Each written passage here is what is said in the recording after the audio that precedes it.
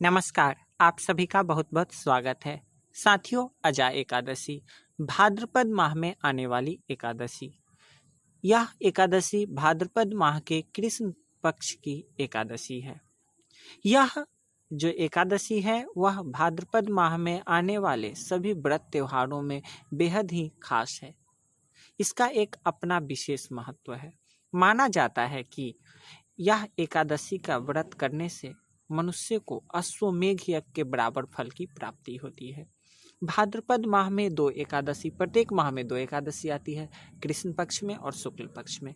तो भाद्रपद माह की कृष्ण पक्ष की एकादशी अजा एकादशी के नाम से जानी जाती है।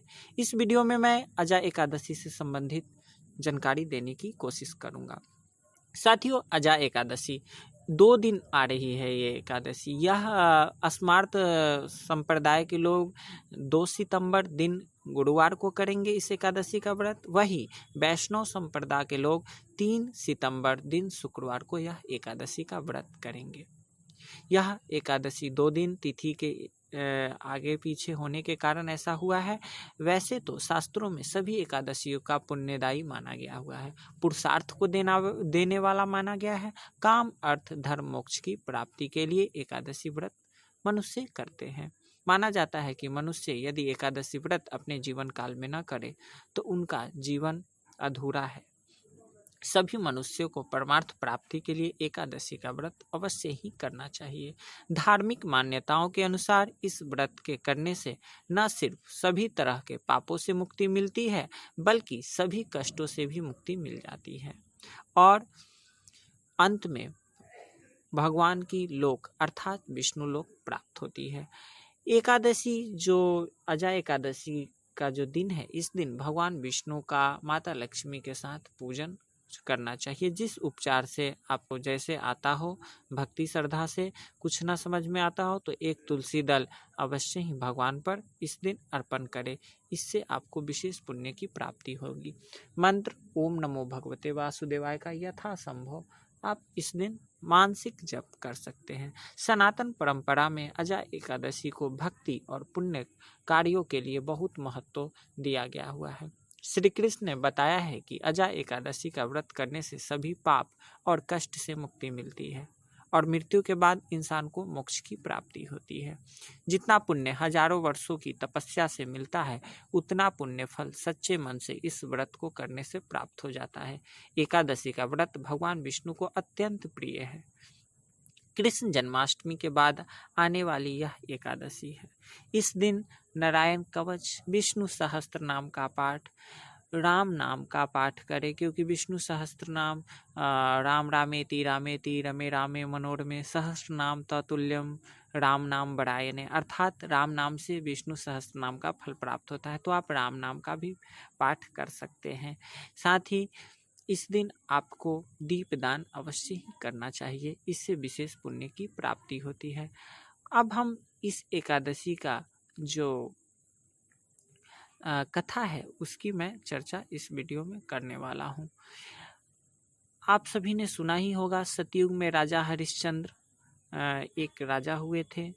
जो देवताओं ने राजा हरिश्चंद्र की परीक्षा लेने की विचार की। एक समय की बात है, उन्होंने सपने में अपने वचन के खातिर संपूर्ण राज्य ऋषि विश्वामित्र को दान में दे दिया।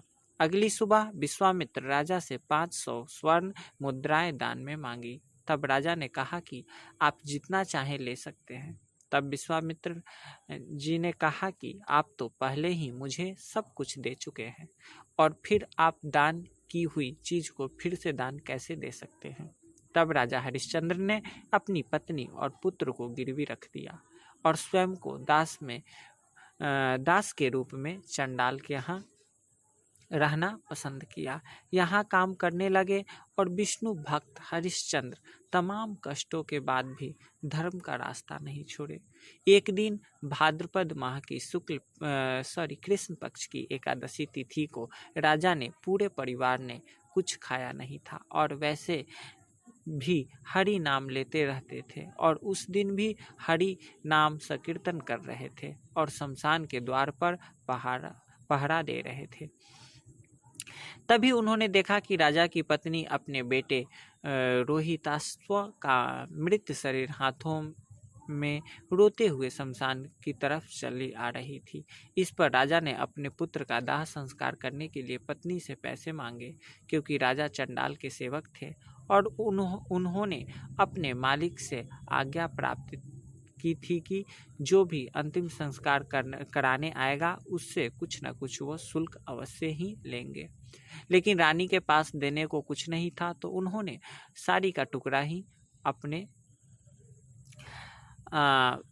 प्रयोग किए गए वस्त्र से ही काम चलाया। राजा के कर्तव्य परायणता को देखकर भगवान बहुत प्रसन्न हुए।